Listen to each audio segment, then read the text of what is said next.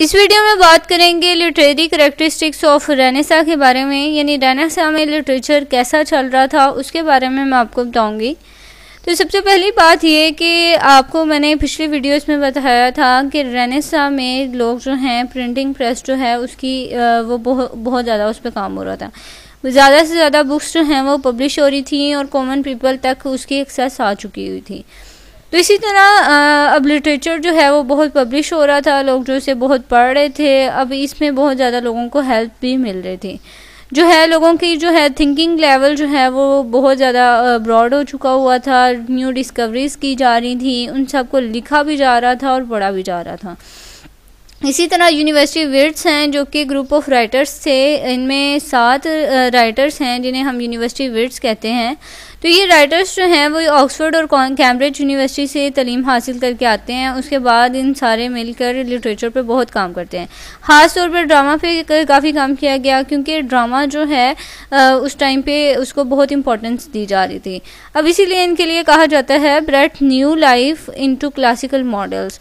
फिर इसी तरह इनमें कौन कौन से राइटर हैं? क्रिस्टोफर मार्लोव हैं जिन्होंने डॉक्टर फॉस्टर्स लिखी, जिसमें स्टोरी जो थी कि डेविल के बारे में थी कि इंसान जो है वो अपने ज़मीर को बेच कर किस तरह डेविल के पीछे लग जाता है और वर्ल्डली इंजॉयमेंट्स के लिए अपनी आखिरत की ज़िंदगी जो है वो तबाह कर देता है।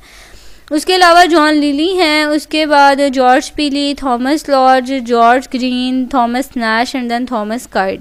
तो ये राइटर्स थे जिन्हें हम यूनिवर्सिटी विर्ट्स कहते हैं।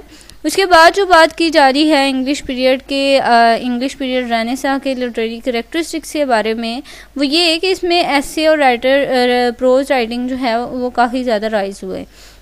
इनमें बहुत ज़्यादा इंफॉर्मेशन दी जाती थी, अम्यूज़मेंट होती थी उनकी जो एसेस और राइटिंग होती थी, प्रोज राइटिंग।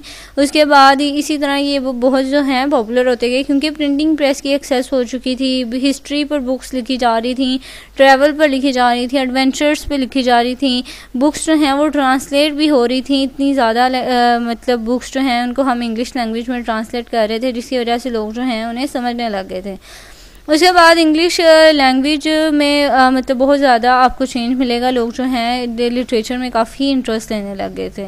और मेन बात ये है कि यहाँ पे बाइबल जो थी उसको भी लैटिन से इंग्लिश में ट्रांसलेट करवाया गया था, और उसके बाद फर्स्ट टाइम लोगों को बाइबल की भी समझ आने लग गई थी। तो अब इसमें पोइट्री जो है पोइट्री भी लिखी गई, जिसमें डिस्कवरीज के बारे में बात हो रही थी, एंथोसिज्म, और उसके बाद एक्साइटमेंट के बाद और लिरिकल पोइट्री भी होती थी। तो बहुत ही मतलब इस तरह लिटरेचर जो है फेमस हो रहा था। लिटरेचर जो है बहुत पॉपुलर हो चुका था, लोग पढ़ रहे थे, एंजॉय कर रहे थे, समझ रहे थे, उनमें सोचने समझने की सलाहियत आ रही थी, जो कि मिडल इंग्लिश में ऐसा बिल्कुल नहीं था।